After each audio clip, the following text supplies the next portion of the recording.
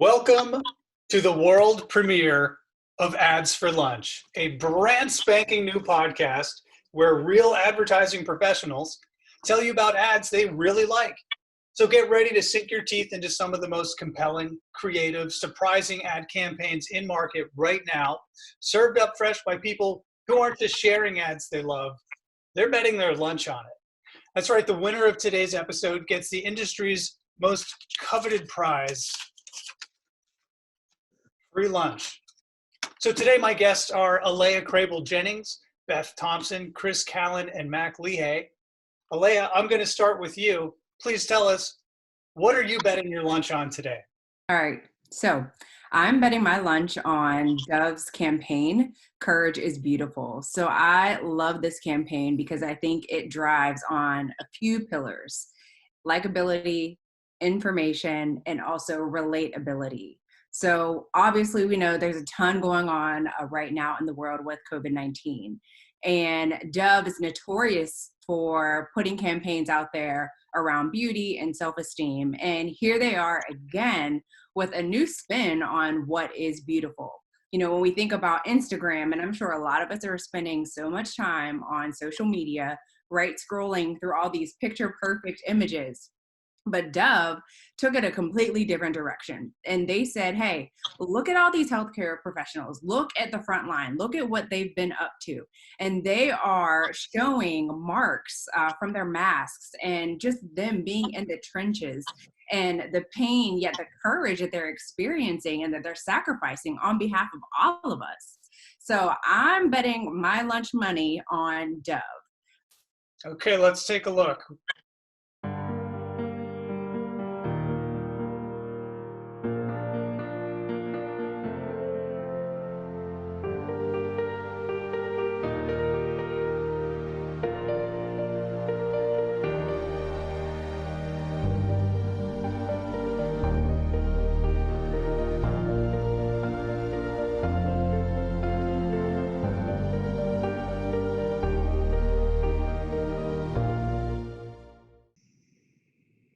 Yeah, I felt that.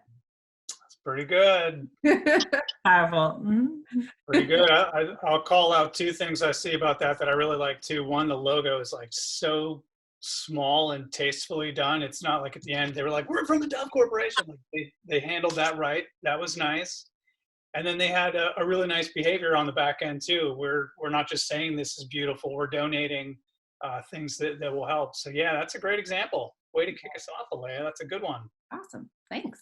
Yeah, Okay. I agree. I sat in on a webinar the other day just talking about the importance of emotion in advertising, especially right now. And because of the COVID-19 pandemic, it's less about share of wallet and more about share of heart right now. And I think Dove always does a tremendous job of touching on the heartstrings, pulling on the heartstrings.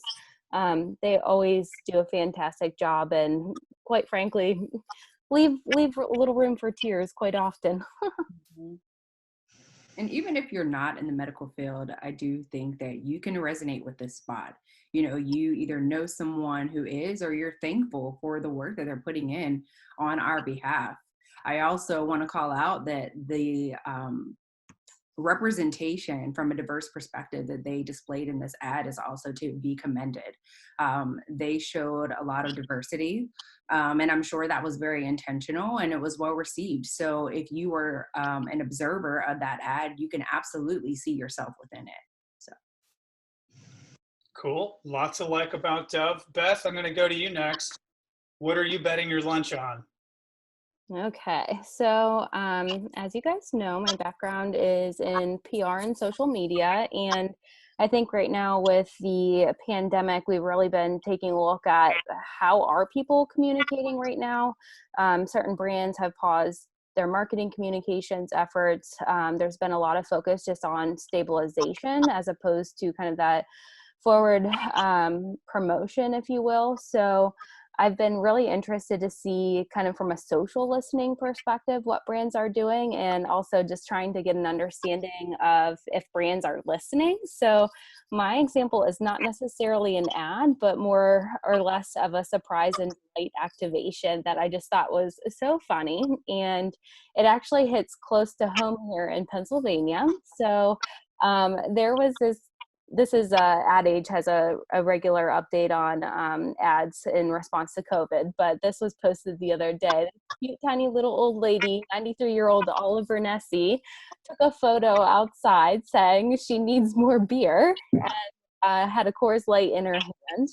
And then you scroll down just a little bit and you see that Coors actually reached out to her and sent her a bunch of cases of beer, 150 cans, in fact, to get this lady through the pandemic. So I thought this was a win for Coors, just letting her know that they're kind of behind her and they were there for her. So certainly just an example of social media and something fun that's happening, making light of a situation and being in touch with customers. And I just really love this example. I thought it was fun. And of course, who doesn't love a cute little old granny?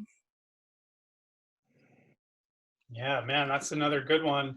It's funny. Yeah, I love how you brought this in, Beth, because it's not necessarily an ad, but it's definitely it's getting attention, and that's what ads are meant to do. And yeah, this is a great way to, they certainly won the day with this. I'll say I'm surprised they sent her so much beer. Seems like they may have overdone it on that part, but who knows? Maybe she's got a few other people in that house. Yeah, I sure hope so. I'm a little concerned about that, but I'm sure she's pacing herself. Yes. She looks happy. Obviously. Chris Callen, what'd you bring in for us today? Hi, guys. Nice to be here. So, the ad that has jumped out at me in the recent week or two is from Apple, and they always have a high standard to what they put out, and they always usually have some kind of emotion in it of late. So it's no surprise that they put out something related to the situation. And what I really like about it is called Creativity Goes On, and they touched on 2 points in the single spot as they showcase a mix of regular people and celebrities all interacting with their smartphones and how they're going about life now. And there's 2 reasons I like this. The first one is that it's showing that this, I guess, not a silver lining, but an outcome that has a positive feel for it with everything going on, is that people are able to get back to their creative outlets, things that make them feel like who they are, maybe who they lost touch of something that they were passionate about. And you see a lot of people painting, doing photography, doing creative things that maybe they used to do or they always wanted to do, and they just didn't have time to do it. And I think having a spot that calls that out blatantly, saying, hey, this is a good time to do that, and using our tools and our smartphones and our iPads is a good way to help you achieve that. And the other side of this that I really like is that way back to whatever it was in the 2000s, whenever Steve Jobs unveiled the iPhone, the whole why around the iPhone was to connect and bring people together. And a lot of people could argue, especially people in our industry could even argue that that technology may have created more of a gap for some people, and how a lot of people are always attached to their phones and they're not living in the moment in front of them physically. But what we're seeing now is the real definition of Steve Jobs' original why for the iPhone, where it is the only source for us to be able to connect and find that human element again. And it's just really cool to see that gap from when it first came out and now to seeing how it's really saving a lot of people's psyches and being able to still have that human element. So I love those things about it. I'm usually a deep kind of guy, so I had to go with a deep spot. So Mark, let's hit the video.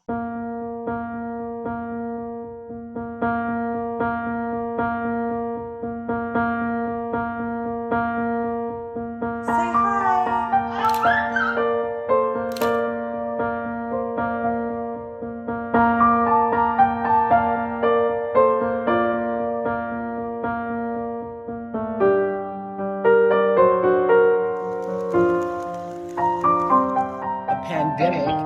has the possibility of bringing us together in ways none of us would have been able to predict or expect. 8, 7, 8. I'm so small, said the mole. Yes, said the boy, but you make a huge difference.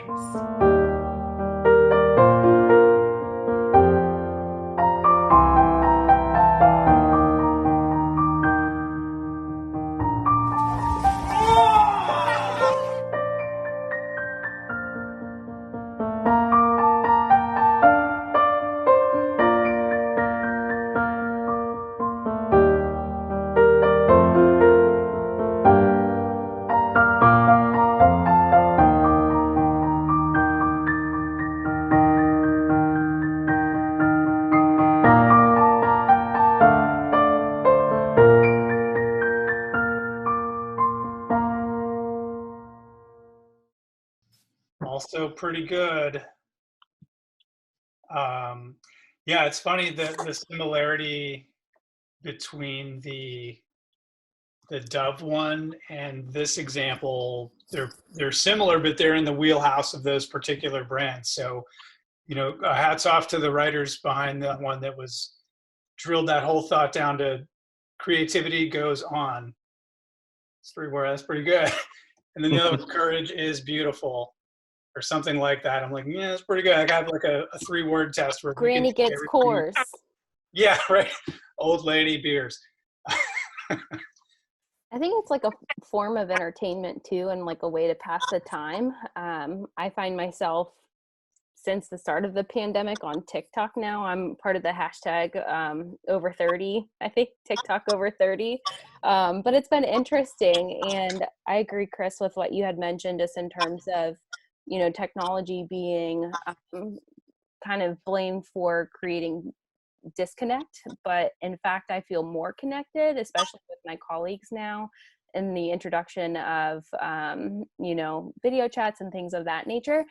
My screen time, unfortunately, I feel like has gone up. You get those alerts on your phone, so much so that like my finger is hurting. I don't know if you guys have that as well, but it's definitely been interesting, and I love watching how people are passing time, the free time that they have. What I love about that spot is that it is multi-generational, right? We're seeing technology used across the board, across different generations, and used as a method to stay connected when we can't have that sense of physical touch anymore. So I love that Apple was able to bring that to the screen. And to Mark, to your point, that everyone can see themselves in that. You can see your person doing a dance routine or engaging with another person a distance away through technology. So I do think that spot was really great. Cool. Well, Mac, the pressure is on you now to bring us home and hopefully win some lunch. So what have you brought to the table today? Yeah. All right. So I am shifting gears back to the Beth style and being into a little more lighthearted and humor. So I'm in Chicago, and I've been here a little over 3 years. And one of the things I've learned about living here is Chicago's a city that loves summer and loves being warm. So when it is warm out, we do not want to be inside. So one day in mid-March, it was above like 45, 50s, and people flocked to the lakefront and outdoor space that they could find, despite the shelter-in-place policies. Shortly after that, same day, Lori Lightfoot put a ban on going to the lakefront.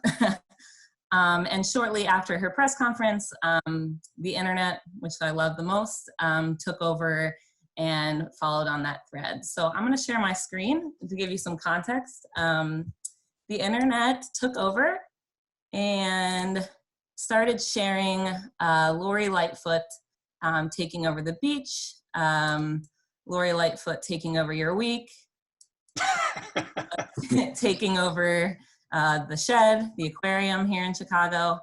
And what I'm going to show you is her team, I think, did a really good job at noticing how the community was reacting, turning it around really quickly. And in about 4 days, they produced something that was not only bringing some humor into the situation, that's stressful and fearful kind of for all of us. But really bringing awareness to people who weren't really paying attention to the problem at hand. So with that, I will play Where's That?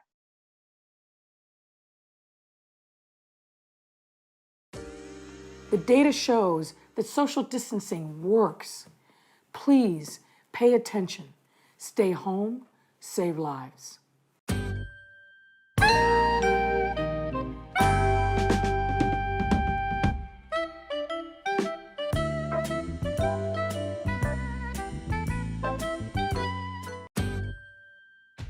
Here's what's up.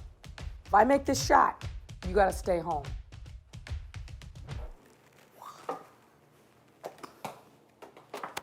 She shoots, she scores! Debbie, getting your roots done is not essential. Your dog doesn't need to see its friends. You can work on your jump shot inside. Apologies to all the Aries, but if you stay at home now, maybe you can celebrate with the Geminis later.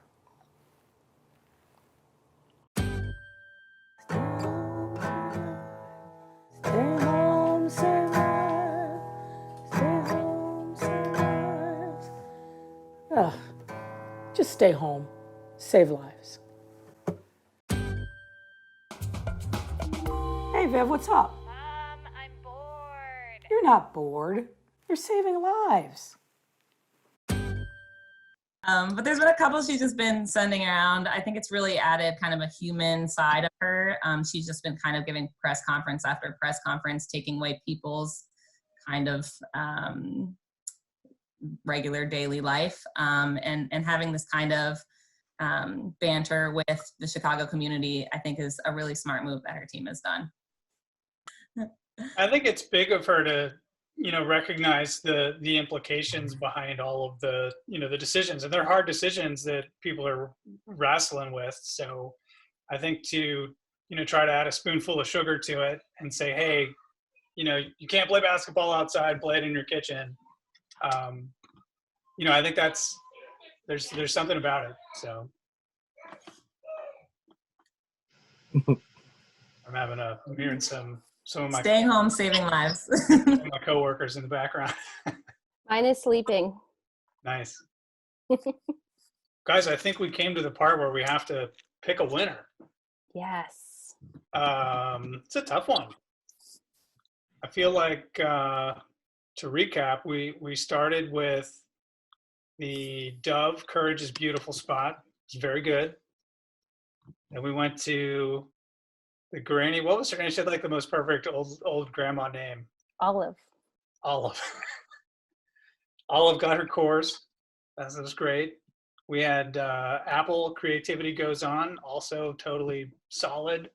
And then what was the mayor's name? Lori Lightfoot? Yep. Mm-hmm. Right. So she's reaching out to the community to say, hey, chill. Yeah, man. So this is the part of the show where, just to remind everybody, all the folks on the panel have put $5 on the table. So somebody's going to walk out of here with $20 in their hand and go get some lunch. And it's a pretty tough decision, you guys. I feel like I'm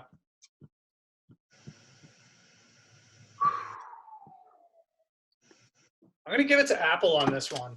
I think Chris, the example you brought in is really good. I think is for me a bit of a 2-horse race between the Dove campaign and the Apple campaign. I feel like the more people can see themselves in that Apple spot, and I think the connection to the product is like, it's pretty rock solid. So I'm gonna give the first inaugural lunch to Chris Callen. Congratulations! Yay! Thank you. I do have a quick trend question for you, Chris, since you identified that. Like, a lot of obviously self-produced content was in there, and that was pretty much broadcast ready. Do you think that that's going to change what we might see as advertisers from a production perspective? Like, what do you think about that? Yeah, I think what we're going to see for a little bit after this, even when things go back to normal, is we're going to see advertisers that saw the impact of these, I'll call them simple spots to put together, because they're relying on the story, the narrative, and the heartstring, which sometimes to really achieve that, you don't need the glitz and glam of a high-end production. But again, it all comes back to what that brand is selling, what their message they're trying to get out. But I think you might see more of that simplistic approach. And Mark, as the writer on the phone here, he can attest to, if you have a good story, you can have somebody bought in on whatever you're telling them about, based on that story, rather than the glitz and glam and eye candy that you brought. What do you think, Mark? Yeah, I agree, man. I think the one corner you can't cut is the story. If you have that story, you have your script, you have your concept, you have your idea, your insight.